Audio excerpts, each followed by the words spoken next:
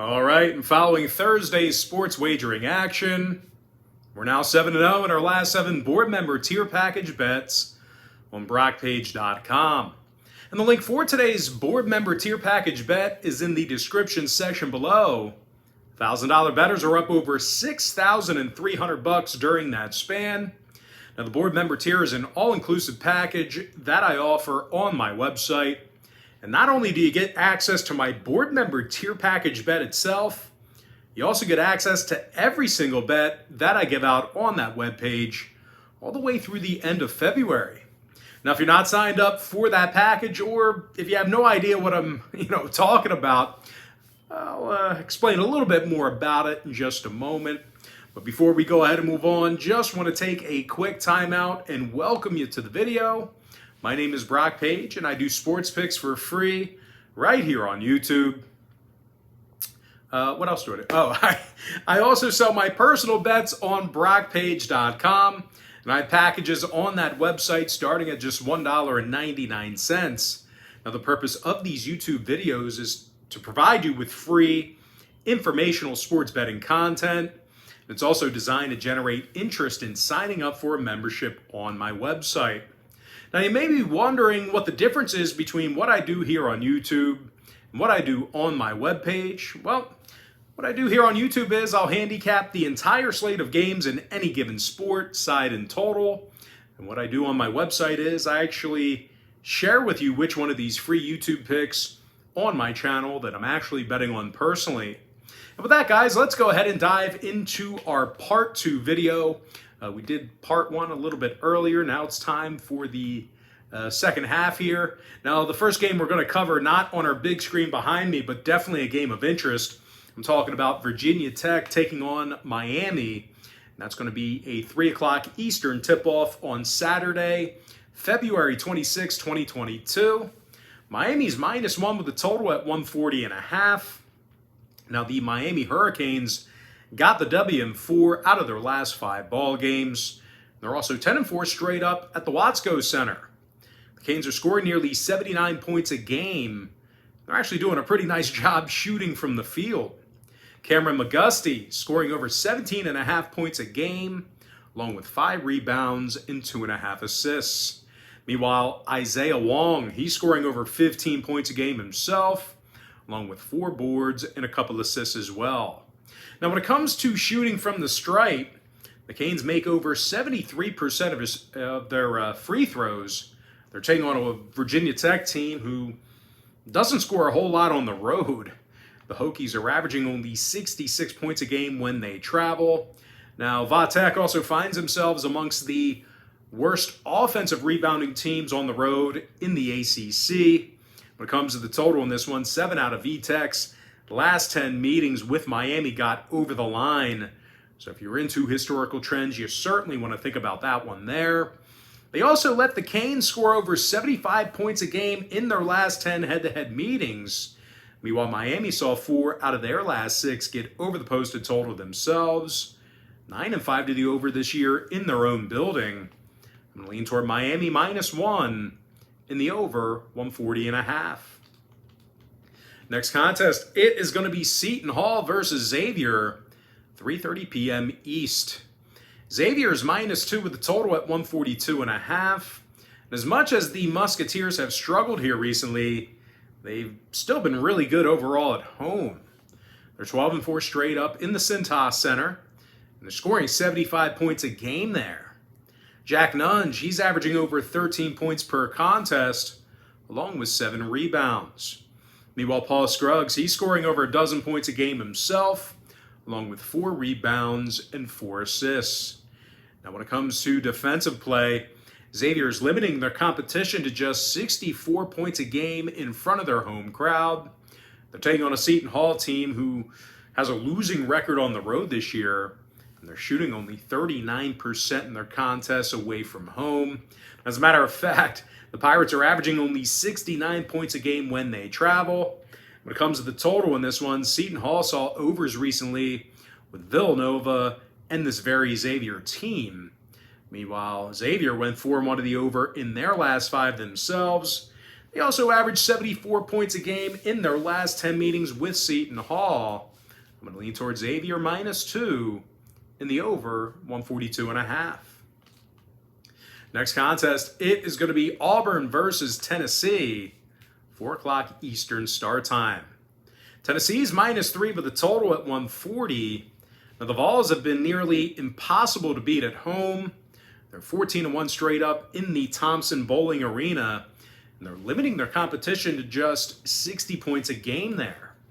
Now scoring-wise, Kennedy Chandler is averaging over 13.5 points a game, along with 3 rebounds and 4 assists. Meanwhile, Santiago Vescovi is making nearly 40% of his three-pointers. He's also scoring 13 points a game. And speaking of scoring, the Vols are averaging over 76 points a game in their last 10 meetings with Auburn. And speaking of the Tigers, they're just 3-6 against the spread as the official road team. They're allowing 72 points a game in those contests. Meanwhile, offensively on the other end of the court here, the Tigers have been little threat shooting from three land. Auburn shooting just 30% from beyond the arc on the road. Now, total-wise, Auburn went 60% to the over in their last 10 ball games.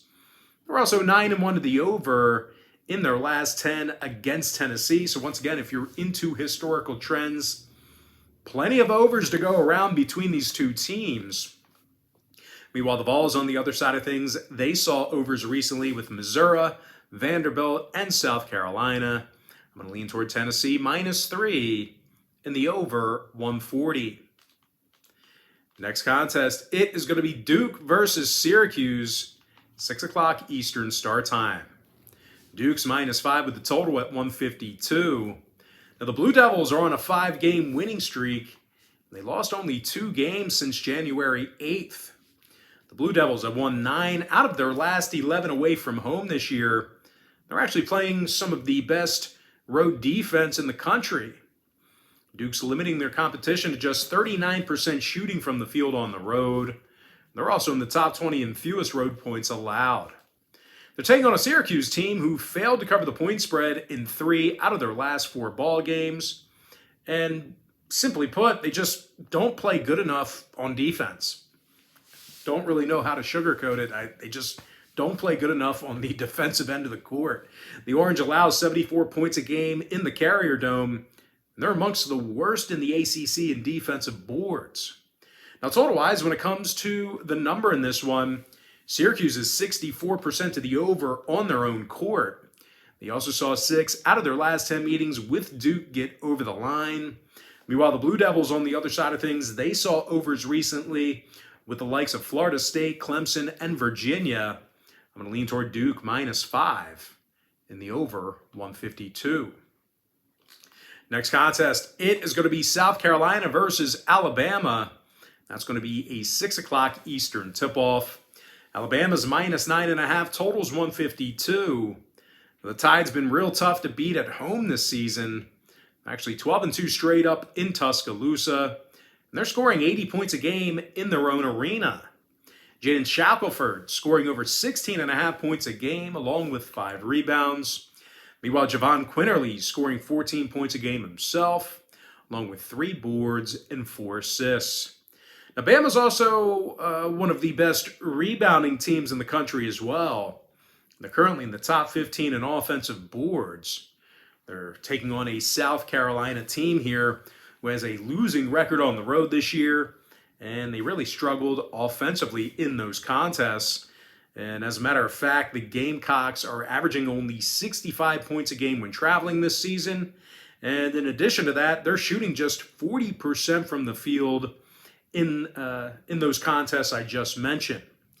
Now, a couple more things to add here. South Carolina, they lost 8 out of their last 10 meetings with Alabama. So when it comes to head-to-head meetings, well, I would say the arrow goes towards the Crimson Tide.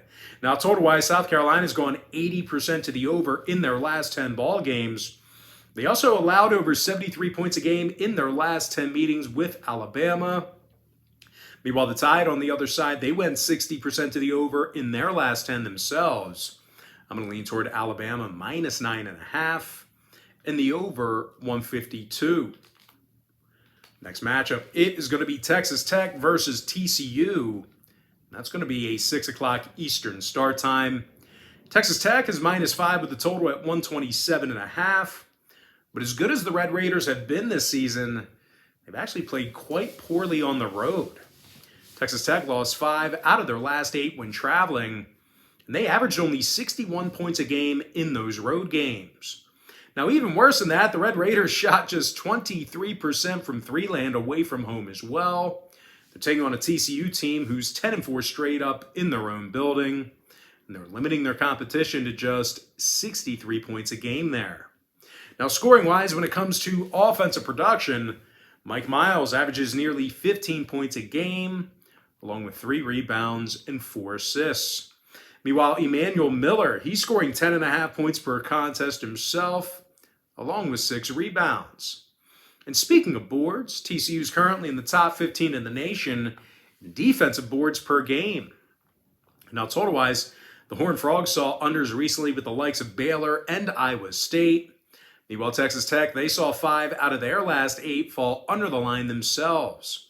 I'm going to lean toward TCU +5 and the under 127.5. Next contest I have for you, it is going to be Wisconsin versus Rutgers, 6 p.m. Eastern start time. Rutgers is -6. I'm sorry. Wisconsin is -1 with the total at 132.5. Yes, Wisconsin is favored by 1. But I'll tell you what, as good as the Badgers have been this year, well, they've been little threat shooting the basketball from three-land on the road. They're actually making just 30% of their three-pointers away from home this season. And they're averaging only 69 points a game in their travels. Now, when it comes to head-to-head meetings between these two schools, Wisconsin is averaging only 67 points a game in their last 10 meetings with Rutgers. And speaking of the Scarlet Knights, they've actually been a very tough team to beat at the rack this year. These guys are 13-2 straight up at Jersey Mike's Arena. They're limiting their competition only 59 points a game there. Now, equally as impressive, Rutgers is holding their opponents to just 39% shooting from the field at home. Now, scoring-wise, Ron Harper Jr. is averaging over 15.5 points per contest, along with 6 rebounds and nearly 40% shooting from downtown. Meanwhile, Geo Baker, he's scoring almost a dozen points a game himself, along with 2 boards and 3 assists. Now, when it comes to the total in this one, 5 out of Rutgers' last 9 fell under the line. Meanwhile, Wisconsin saw unders recently with Minnesota, Michigan State, and Penn State. I'm going to lean toward Rutgers +1 and the under 132.5. Next contest, it is going to be Arizona versus Colorado. And that's going to be an 8 o'clock Eastern start time. Arizona's -9.5 on the road, totals 148. Now, the red-hot Arizona Wildcats are on a 9-game winning streak. And they're also 10-2 straight up in all of their contests away from home. Arizona is one of the best scoring teams in the nation right now. They're actually averaging over 85 points per contest. They currently rank in the top 3 in the country in both scoring and offensive rebounding. Benny Mathurin scoring over 17 points per contest, along with 5 rebounds and a couple assists. Meanwhile, Azzi Tubelis is scoring 15.5 points a game himself, along with 6 rebounds and 2.5 assists.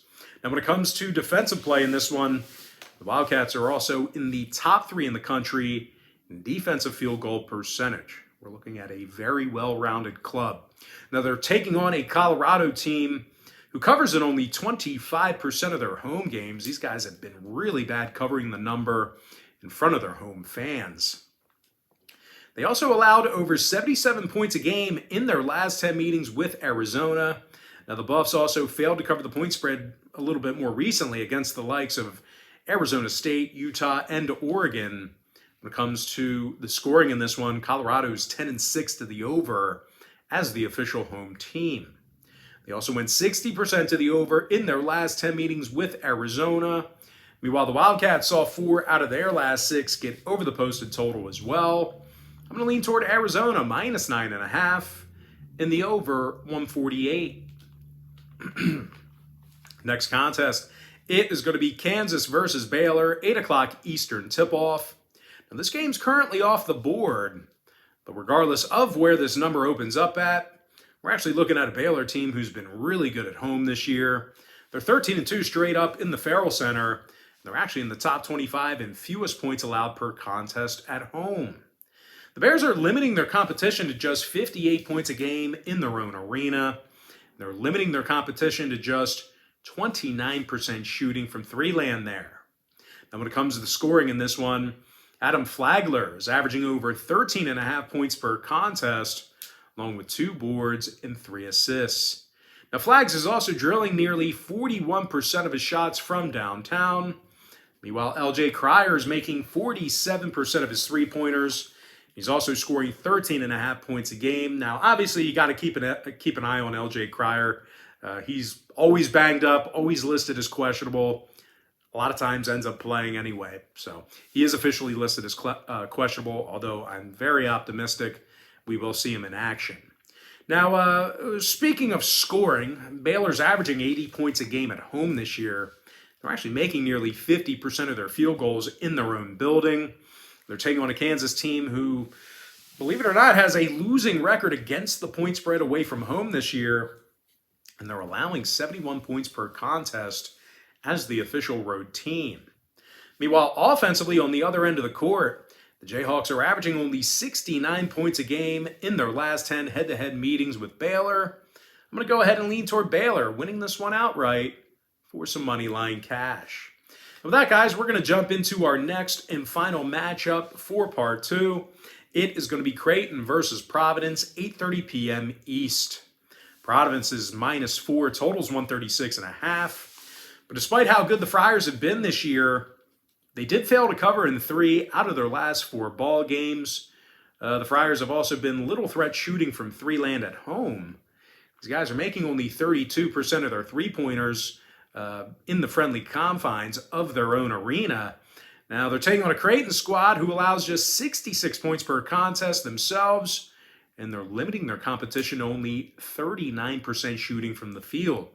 Now, the Blue Jays also have a winning record on the road.